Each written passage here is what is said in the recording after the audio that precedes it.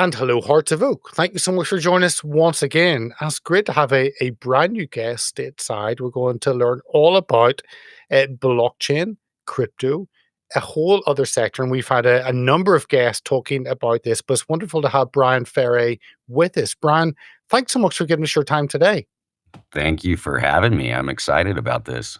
Great to have you. And I've delved into the background in your world. Obviously, brandferry.com is the website. People can go there and look at the many articles you've written, your background. And we'll see where this conversation goes because I've often talked to people in terms of crypto, in terms of investing, and that's the financial side. But there's a whole other side that is developed, which maybe wasn't originally part of the thinking back whenever Bitcoin first surfaced, and that's actually security and building a whole infrastructure on the blockchain, which is completely separate. But Brand, if I could ask you a little bit about your background before we jump into this, and I've looked into your background and I can't even try and sum it up. So I will throw the ball to you and then we'll pick up on some of these issues. Yes. Yeah, I've had kind of an interesting journey through my career.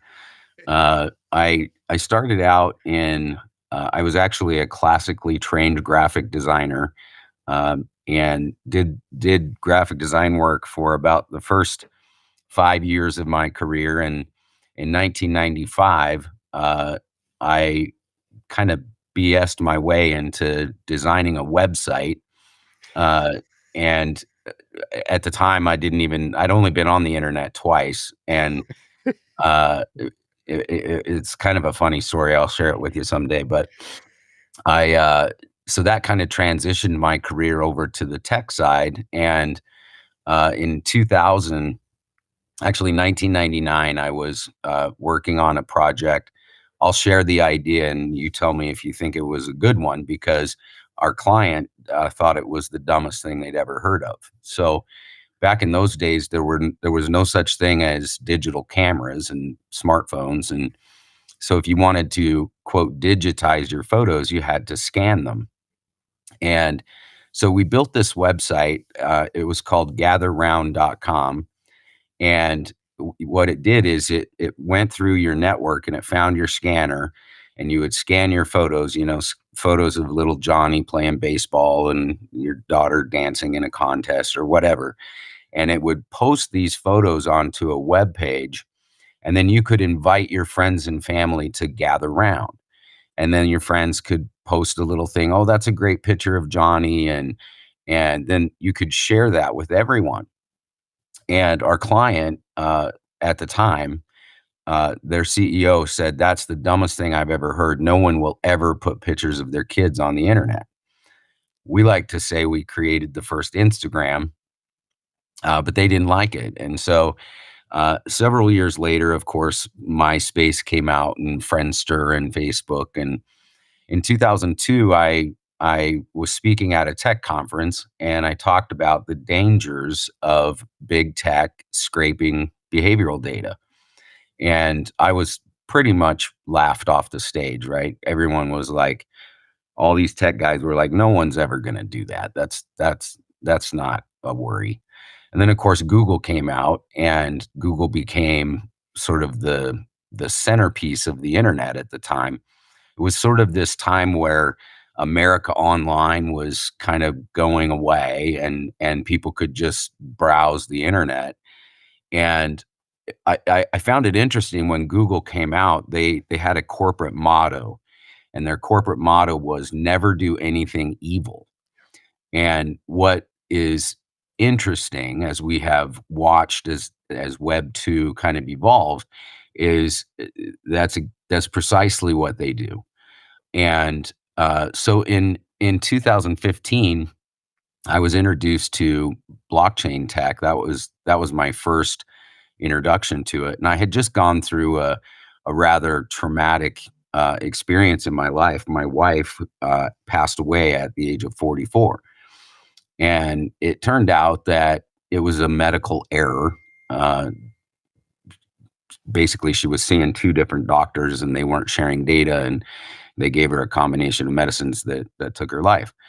And not long after that, I was introduced to blockchain, and I realized when I first saw blockchain, uh, that this could solve those types of problems, and it could solve the big tech data problem and centralization and all of this. And so I became quite passionate about blockchain. And at the time, I wasn't even interested in the crypto side. In fact, I didn't really even understand it. It was What I year was turned this? 2015, Okay. and I actually turned down 500 Bitcoin to design a logo. Like I didn't get it right. We all make But mistakes. yeah, as we went into 18, 19, 20, uh, some really, really weird stuff was happening, and I started writing about it on a fairly regular basis. Cancel culture, this whole woke movement, and these tech companies were silencing people and shadow banning them, and the whole concept of freedom of speech was being just, annihilated. And so in 2020, uh, there was a platform, a social media platform that had just grown tremendously fast. It was the fastest growing app in the App Store and the most downloaded app in the App Store, called Parler. And Parler was, Donald Trump was canceled from all the other platforms, and he landed into Parler, and so it gave him his voice back. And when it was canceled, I remember I was talking to a couple of my friends, and I said, this idea that big tech can just shut down, platforms like this, that's a very scary thing. And so in 2021, I got together with several of my now partners, and we decided, we're going to take this world on. But in order to do it, we got to do it in a decentralized way. We got to do it on the blockchain, and we've got to own all of the infrastructure, because if we don't own it, we'll just get shut down, right? And so we Which happened started to that. Porter back in the day under AWB. Yeah, exactly. So we did it, and we built this blockchain, and we basically give the users back their ability to not only say what they want, but engage in any way that they want. And we use blockchain to reward them for doing that. And one of the things that I think is starting to emerge in blockchain, I always tell this story. I've told this story for years, that a good farmer, somebody who's going to grow a crop, a good farmer knows that you have to prepare the soil. And usually that's done with manure, right? You blend in manure so that you get all these nutrients into the soil.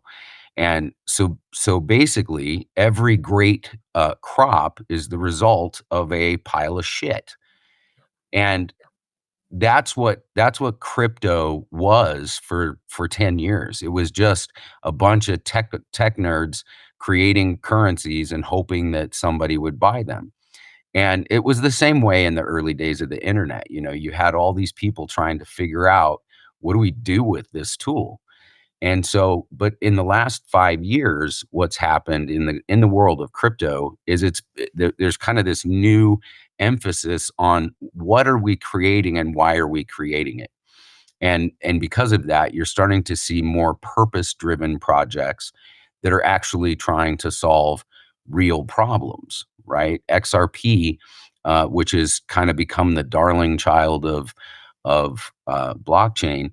XRP was designed with purpose, and that purpose was to solve problems for international banks, which is great. Except I personally didn't go to bed last night thinking, "Gosh, I hope they solve the international banking crisis."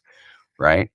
But we do go to bed worried about things like our medical records and our health records, and we also worry about the availability and the reliability on research and science and advancements in medicine. And we also worry about, our families and what's going on in our schools. And I see blockchain as a way to correct a lot of these problems.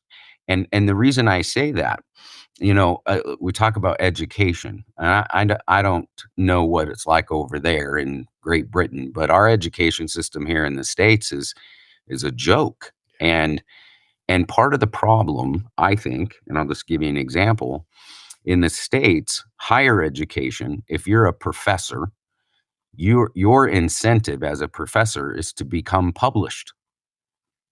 Do research and become published. That's how you grow up in your career. That's how you become tenured, right? Has nothing to do with educating students. There's no incentive on educating students and improving student outcomes, learning outcomes. And so if we take the idea of blockchain and we apply it to that one problem, if we could incentivize, create a new economy around actual student outcomes and incentivize students to learn better and learn more and incentivize teachers to teach better and teach more, then you can actually start to make a difference in education. And you can use that same model to solve pretty much all the problems that we see, which we know across the board there are problems. And so that's probably a little more than you wanted to know, but that's how I got to where I am today. And I became really, really personally passionate about this notion of there's really two pieces. The idea that companies like Facebook and TikTok and all these companies, the idea that they extract value out of my attention is a big problem. And the second problem that I believe we're on a mission to solve is global poverty. If you look at the majority of our planet, these people, because their economies aren't responsive and reactive, and they don't have a lot of innovation, they don't have a lot of investment. A lot of people, go through life not making very much money, and yet they pay attention. Isn't it interesting that when we talk about our attention, we use financial terms? I pay attention, I spend time, it's interesting. And the reason is because that's the most valuable thing on planet Earth is our attention. If none of us were here, oil would just be another type of mud, right? It's what we value that creates value. So, interestingly, when we relaunched Parlor and we started getting the word out that you own your data on this platform, you own your content, and you own your attention and your behavioral data. And if you want to monetize that, you can. You can earn to engage. And currently, right now, we have a group of users. Some of them are in Pakistan, some of them are in India, and they're earning anywhere from 12 to or $7 to $12 a day just by interacting on the platform. Now, you and I might think, well, that's a cup of coffee. Well, guess what? That that's what they earn every month. So they're literally 30xing what they earn every month, and just by extracting value from their attention. And so that's where I think blockchain and crypto and this idea of sovereign wealth, right? The ability for me to own my stuff that's where I think blockchain and crypto are really headed. The idea that, fart coin and all these other like meme coins, that's just this stuff's just going to go away, just like pets.com went away in the dot-com bubble. It's you have to be solving real problems and problems that affect everyone.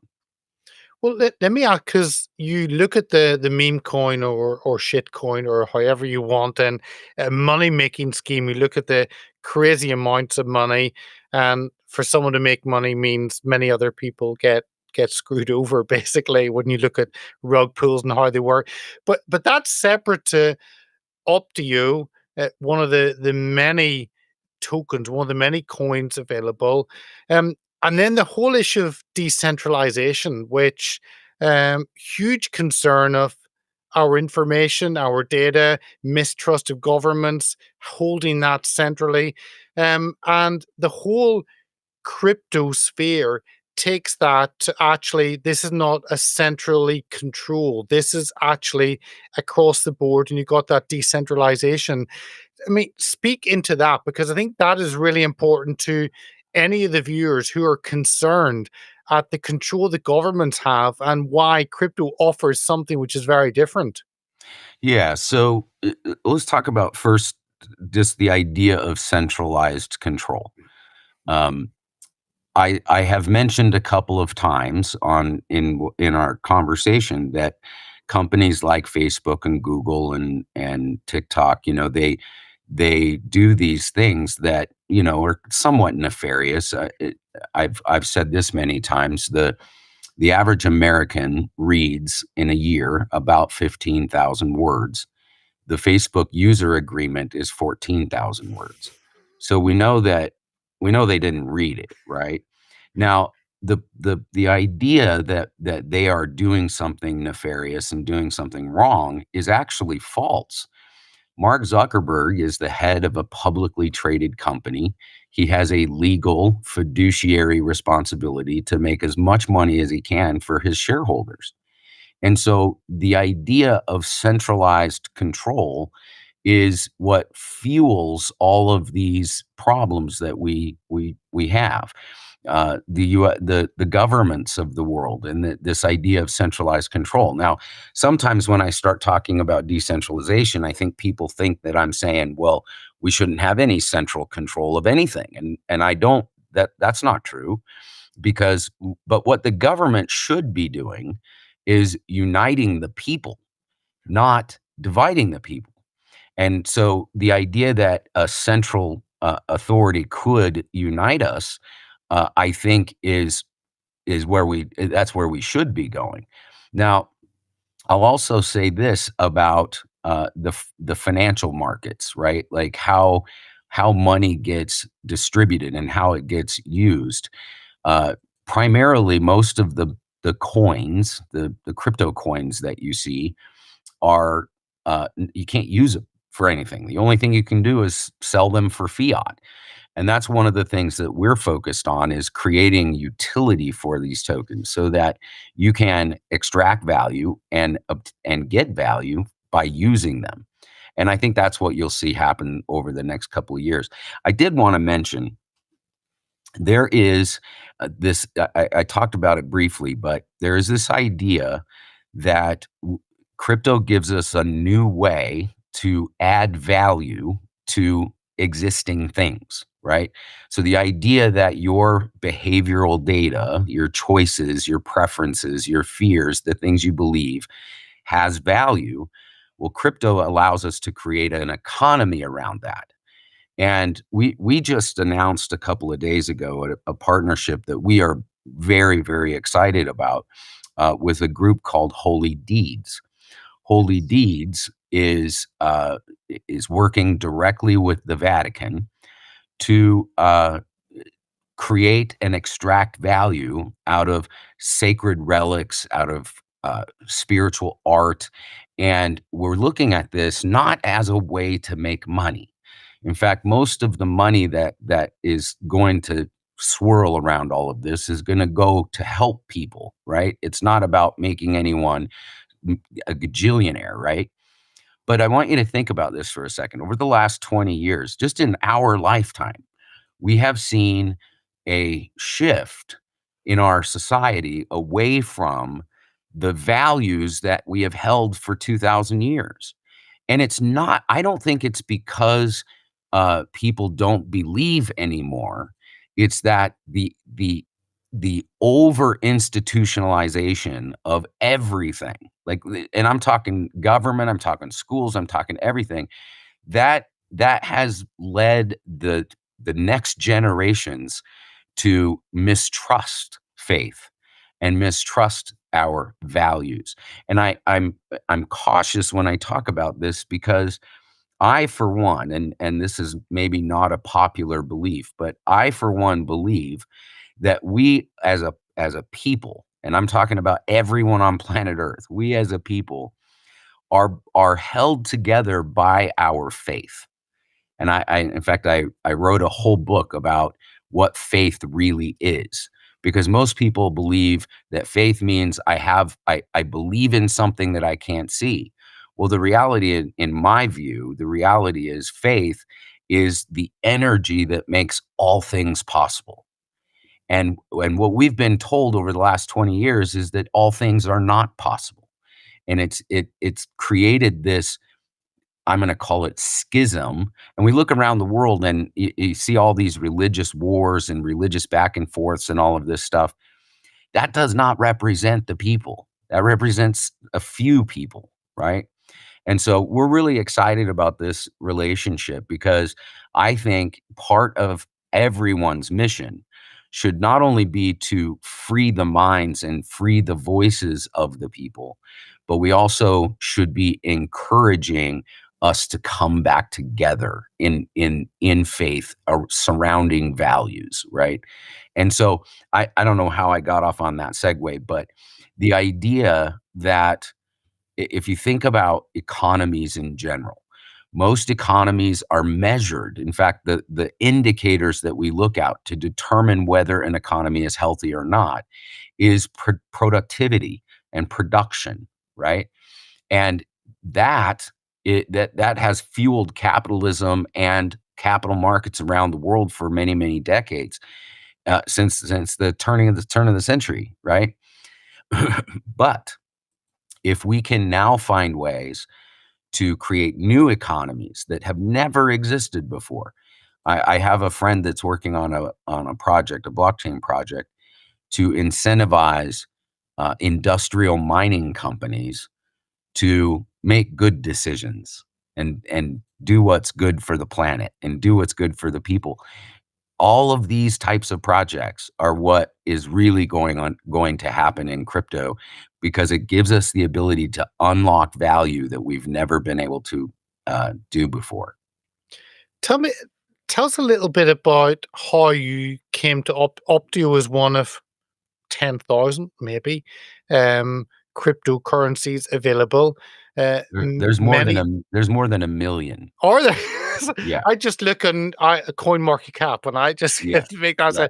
say, but there are lots created. You look at some of the sites and ones are created and then they're rug pulled and they disappear.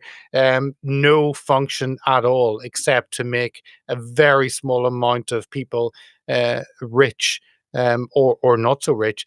But where does Optio fit into that? You've talked about the connection with Holy Deed, which is really interesting because this is real world connections as opposed to just something in the crypto space that actually makes you money and then disappears. And this real world problem you're talking about, really interesting. But where does Optio fit in that? How did your journey lead you to starting this? Yeah. So again, it all starts with the utility of the token. What can I do with it, right?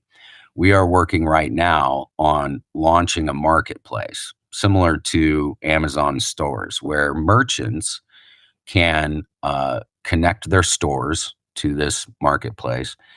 And by enrolling into this marketplace, they can now accept multiple forms of currency to sell their products. So I'll give you an example.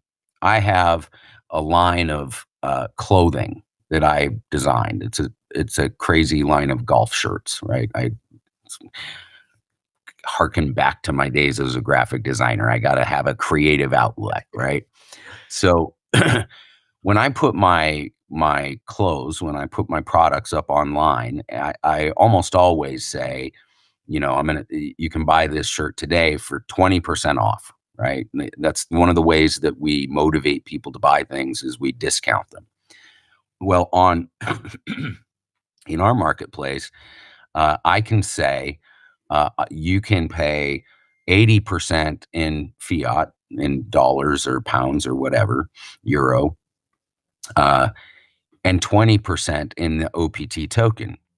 So I, as a merchant, am not losing anything because I was already going to give you 20% off, right? And you, as a user, you get this great discount because you actually earned the token by using the platform. You didn't buy the token, you earned it, right? Now, I've never seen that done. And right now, there's a lot of buzz around crypto right now because the world kind of changed over the last 4 months, right? And this is going to give a way for merchants to easily on-ramp their products and start accepting crypto. Now, that to me is going to be one of the most important things that happens in the crypto world, is that people will be able to use it, not just sell it, right?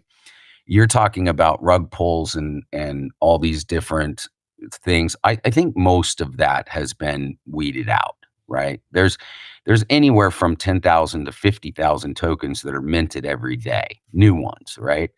But they don't really work anymore. Like the idea of, I'm just going to buy this coin and it's going to scale up and then I'm going to make a bunch of money. Like people have kind of learned that that isn't how it works. And I'll also tell you this is just another side note, but I've been in the crypto space now since 2015. I've never bought any crypto. Not one time. I've never bought a token.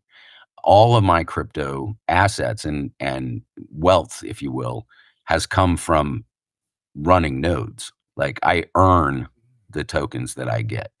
And that is also where everything is going, right? This idea that I'm going to, just mint a magic token and make money, I think is a dying thing. Tell me about one of the issues that people have whenever they look at crypto, a new form of finance, is um, around the huge issue in the UK: surveillance, financial surveillance, and every other area of surveillance, which is full control of our lives. And that goes into the whole area of censorship. Maybe touch on how Optio addresses some of those challenges, because it's all about giving individuals control of not only their data, but actually the finance side of it, and taking back that from this huge government overreach.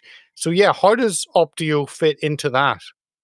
Yeah, so Optio is a layer one blockchain. So it's native transactions on the blockchain, and those are all fancy words that most people won't even understand. But I'll give you an anecdote. When you go to the bank and you deposit £1,000, or do you guys use pounds or euros over there? I don't We even know. still use pounds. We've held against the euro, but the pound doesn't mean anything. So, yes. Got it. So you go to the bank, you put in £1,000, and they enter that into a ledger, and they mark it as a debit, right?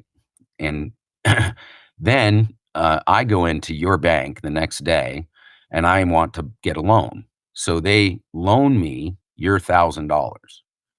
Now I have it, and I take it to my bank, and they put it on their ledger as a debit. Now, what's interesting is your bank put the loan that I got on their ledger as a debit, not as a credit. So now they have $2,000 on their balance sheet, but they only actually got 1,000, right? Now, I can get into fractional reserve banking and it makes it even more confusing, but they can loan your $1,000 to 10 people, right? Now I put mine in my bank, and then they loan that to somebody else and they put that in their bank. And all of a sudden you've got this massive amount of money that's just made up. It's not real, right? Now that's a problem with the central banking system, and I can literally go down a rabbit hole on that, and I won't. But That'll be part two. yeah, blockchain is different, right? There is no custody, nobody is in custody of your funds. So, and this is true of all blockchains, but we have a partner that has integrated our token. It's called Kyvo Wallet, Kyvo. When you hold assets in that wallet, you are known as an address. Nobody knows that it's your wallet. You're just an address on the blockchain. Now, what's interesting, and this is confusing for some, so I'll try to make it as simple as possible. If I send you OPT tokens, I send it from me to you. That transaction is 100% transparent. You can go to the blockchain website and you can see that I did it. But all you can see is that it's my address sent to your address, right? Now, that level of transparency could be incredibly valuable for things like governments that are spending, billions and billions and billions of our dollars, our tax dollars. If they were doing it on the blockchain, we would know where every cent was going, right? That would be kind of cool. And I think that would take down a notch of fraud and abuse too, right? Um, but what's really cool about the idea of decentralized finance, meaning I can move money around the world. I can literally move it to anywhere in the world. If you wanted to send me money from the UK to the States, you'd have to go to the bank. The bank would take control of the money. They would send it to my bank. They have control of the money, and then I could get it out. With crypto payments, there's no intermediary, right? I don't have to get permission from anyone to send funds and to move funds around. So the idea of decentralized finance really truly empowers people uh, with their own net worth, their own assets, right? And the Optio blockchain is no different. That's how all funds are transferred, is peer to peer, which is amazing. Tell me about how people can get involved, because there are a lot of areas around this that people need to understand. But how can everyday people get involved? You mentioned running a node. You can join communities, you earn tokens.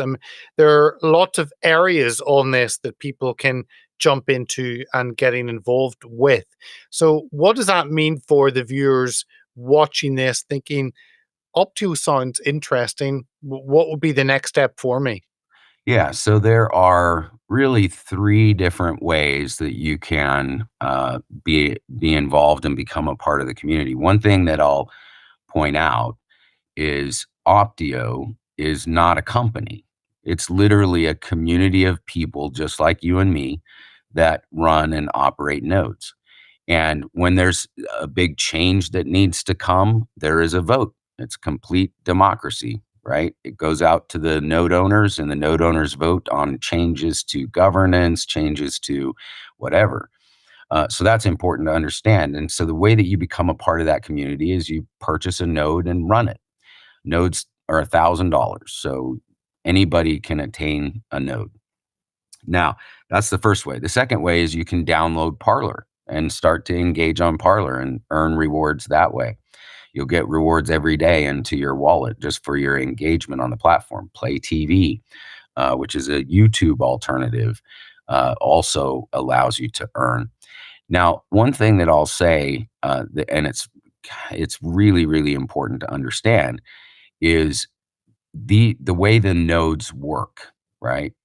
And why do we even need the nodes? So if you think back to the days when we just started getting cell phones, and you'd be driving along, and all of a sudden you'd have to say, "I'm going to go into the dead zone. I'll call you back when I get into coverage again."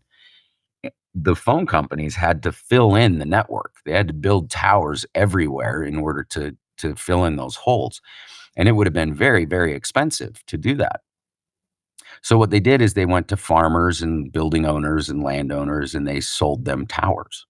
If I owned a farm out in the middle of nowhere and they needed to fill a spot, I would buy the tower, and then the network would lease it back from me for the rest of my life.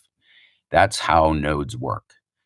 When you buy a node, you're providing resources to the blockchain: computing power, electricity, storage, And those resources are used by the blockchain to process transactions, to process interactions, to measure your impact in the platform by tracking and all of your behavior, right?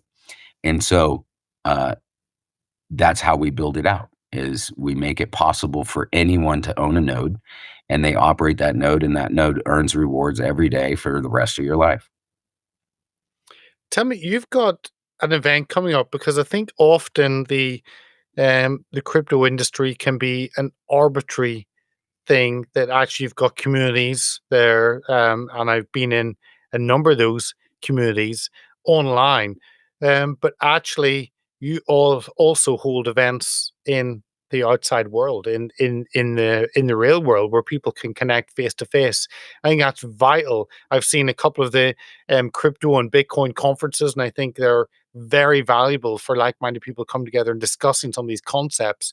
But you've got an event coming up in London. Tell us about that and other events that you've had. We'll put all the links in the description so people can click, and they can be a part of that if they are in this.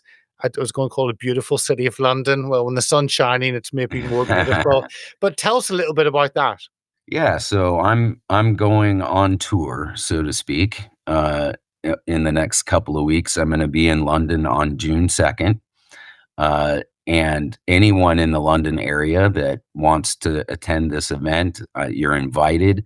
I'm going to be talking a lot about some of the things that we've talked about here, but I'm going to be presenting some strategies and ideas around crypto, and really just getting people to understand what's happening and where this technology is going. That event will be held the evening of June 2nd. And in order to attend, all we ask is that you send an RSVP email to my email, and you'll receive back from us the location and time. And we're still settling in on the location, but we're also doing an event on June 6th in Amsterdam. And then I'll be traveling to Paris to present at a very small conference, and then back to the States. So we We're will. also we're also doing a conference, a crypto conference on a cruise ship in the Bahamas in November of this year. I'll make sure you have the links for that if you want to attend. I like to have fun, and conferences are mostly boring. So we decided to do this conference on a cruise ship in the Bahamas. And I saw my good friend Robert Malone, who I saw the other week, who's a regular guest on with us. I know he's one Yes. of those speakers at that. I will put all those links in the description, not only the June the 2nd, I think is a Monday, in the evening in London. We'll put that in the links in the description, and the cruise as well. So I will certainly be there in London. Who knows on the cruise? But I'll certainly be there in London because it'll be around the corner. But how do you, because there's a um again, we talked about people getting involved. There was actually one thing you put out on, I think it was a Facebook post that intrigued me, and you've touched on a little bit, but I'll give it to you and get your thoughts. And this is in terms of faith, which you mentioned. And you'd posted miracles don't just happen; they're made not by luck, but by chance. But by the sacred union of faith and action. Faith sees the invisible, the infinite. Action makes the visible, the definite. Um, and I read that and thought that is intriguing. And you sit back, and when you read something and it makes you think of what that means, and also takes you away from the busyness, and makes you think of the importance of understanding, of actually having vision of where faith fits in. But it's an interesting thing to finish off on that. Miracles are the result of the imperfect union of faith and action. Um, Tell us a little bit about that to finish, because that connects with where people are, I think, emotionally, where they connect, and it makes this not just an arbitrary issue, but actually connects with people in their real lives. Yeah. Uh, uh, so I Yeah, have where do you want to go with that? Well, I know. I have spent, my entire adult life trying to explore the and identify how human beings actually create, and how we most people create chaos in their life, and they create difficulty in their life. And what they don't realize, most people don't realize, is your current circumstances that you're in, whatever those are, what is of your own creation. You created it. And when I talk about the imperfect union of faith and action, faith, as I said earlier, faith is an energy, and that energy is created within us. It's our uh, it doesn't have that much to do with believing. It has more to do with this creative energy that we all have. It is, for me, it is the gift of God. It's the part of us that is divine. And when we look at our actions, most people, like, if we wake up in the morning and you don't like what's going on in your life, you don't have enough money, you don't have a great job, you don't have a great relationship, whatever it is, you can trace that back to little decisions that we make along the way. The word decision is a word that I don't think we understand completely. To decide means to cut off. So when you make a decision, in the universe, there are infinite possibilities. Everything is possible. When you make a decision, you are cutting off every other possibility. That's what it means to decide. So when we look at our circumstances, we look at I call them our outcomes, our outcomes. When we look at our outcomes, most of us want to believe that that just happened to us, that somehow the world just, and reality just happens. In fact, we say things like shit happens, right? Like, and what we need to realize is that action is, it, always 100% of the time, your action is what produces the outcome, right? I have this call it a speech that I give, where I talk about this model that I was taught this model by a good friend of mine. It's called the STEER model, STEAR. S is your situation. So whatever situation you're in, that situation produces a thought. That's the T. That thought produces an emotional response. That's the E. The emotional response triggers an action that you take, and that action gets you the result, right? Now, most of us, because of our training, because of our education, because of culture, society, whatever, we think if we want to change the outcome that we're getting, we have to change the situation, which is why we have very high divorce rates. It's why I have people that are quitting their job all the time. And because you look at the outcome, the result that you're getting, that's the R, the result. If you look at the result that you're getting, you think, I need to change the situation. But the reality is, situations are situations. What you have to change is the thought. How do I think about this situation? What is the thought that triggers this, right? And then we got to avoid this idea that we can't change the thought, because the thought is just what you think. So you can easily change the thought. So it's kind of funny that you pegged on that post, because at the end of the day, everything that I work on, everything that I spend my time on, is changing the way I think, and helping others to change the way they think. Because most of us feel like we can't make a change. We can't make change in the world and in the government and in society. But that's why we're not, because we're not. Think about the elections, right? When we elect a new president or a new prime minister, or whoever, right? When we elect them, what we're trying to do is fix the result that we're getting by changing the situation. But the reality is, if we change the way we think about the situation, then we can make a positive impact. And for me, I'm old enough now that this is it. This is gonna be my legacy, right? This is the last project I'm ever gonna work on. So to me, it's more important to help people change the result that they're getting by changing the way they think. So that's what that Facebook post was about. Brian, I'm looking forward to meeting you on on the second in just a few weeks. Fascinating conversation, so many areas, not just on Optio and what that gives, not only on Parlor and that social media side, but delving into some of the other concepts as well. So really thrilled that you could join us. Thank you so much for giving us your time. And all the links will be in the description for the viewers and the listeners down there, whether you want to, whether you're in London on the 2nd of June. Do click that, be a part of that. Whether you want to go on a cruise, we'll put that link, or whether you just want to jump in and understand the world of Optio and how you can get involved, all those will be there. But Brian, thank you so much for giving us your time today. Awesome. Very nice to be here. Thank you.